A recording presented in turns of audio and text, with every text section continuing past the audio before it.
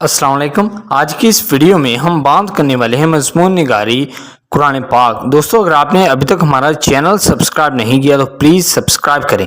یوں تو مجھے کئی کتابیں پسند ہیں، لیکن قرآن مجید فرقان حمید میری پسندیدہ کتاب ہے۔ یہ کتاب عربی زبان میں ہے۔ میں باقاعدگی سے اس کی تلاوت کرتا ہوں۔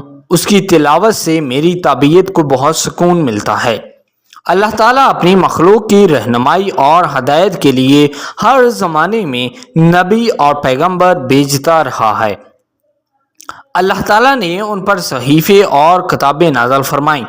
قرآن مجید ان آسمانی کتابوں میں آخری کتاب ہے جو اللہ کے آخری نبی حضرت محمد صلی اللہ علیہ وآلہ وسلم پر نازل ہوئی۔ قرآن مجید ہمارے پیارے نبی صلی اللہ علیہ وآلہ وسلم پر اس وقت نازل ہونا شروع ہوا جب آپ کی عمر مبارک 40 سال ہو گئی۔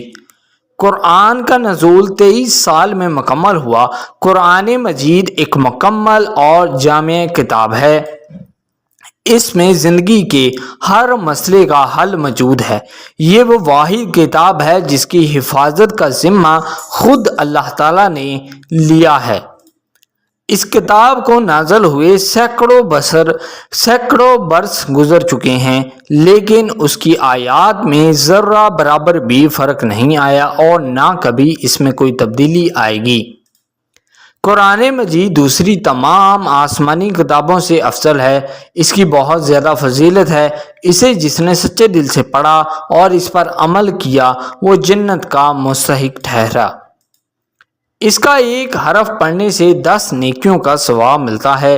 اس میں بیماروں کے لیے شفا اور دکھی لوگوں کے درد کا علاج موجود ہے۔